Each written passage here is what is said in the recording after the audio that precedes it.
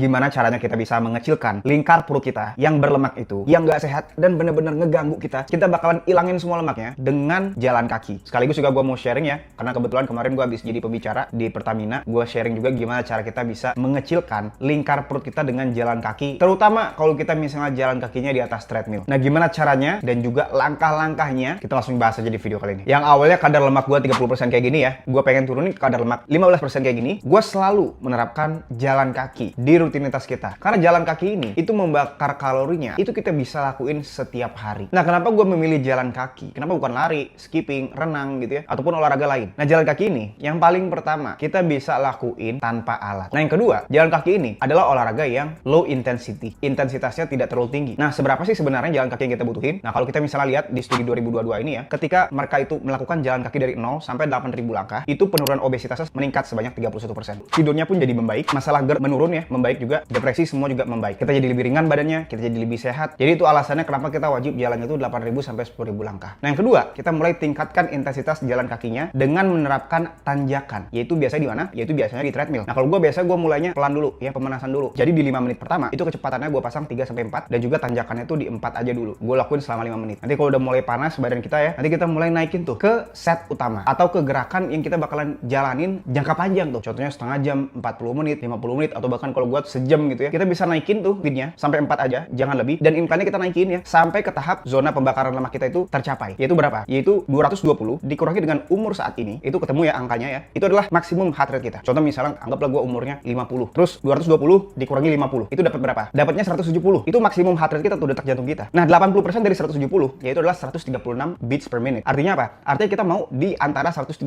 tuh ketika kita jalan kaki nanjak itu. Kenapa? Karena kalau misalnya kita di 80%, pembakarannya paling banyak itu bersumber utamanya dari lemak. Tapi kalau kita melebihi dari itu, misalnya kita jogging atau kecepatannya ditambahin lagi, itu biasanya melebihi dari 80% heart rate-nya, kita bakalan mulai menggunakan gula sebagai sumber energi. Dan kita jadi gampang cedera karena membebani kaki kita ini. Makanya kita heart rate-nya naik dengan kecepatan yang cepat itu. Nah, cuman kekurangannya adalah kita durasinya wajib panjang tuh, kayak 30 menit, 40 menit gitu ya. Nah, yang ketiga, biasanya kita bakalan monitor ya setiap minggu. Kalau gue pribadi, gue nerapin ke diri gue sendiri ya, gue akan monitor lingkar perut gue, berat badan gue seharusnya udah turun. Nah, itu bakalan kelihatan tuh, atau secara visual setiap minggu ada perubahan nggak. Nah, cara yang keempat itu apa? Yaitu memperhatikan nutrisi kita, Pak. Nutrisi kita itu jangan sampai kita udah jalan banyak, kita malah memberikan nutrisi yang numpukin lemak, bukan malah nutrisi yang membantu kita membakar lemak. Malah makannya tuh yang berprotein, sampai kenyang kalau bisa, supaya kita bisa nggak lapar-lapar. Mau hasil serupa kayak klien-klien gua turun 10 kilo dalam sebulan?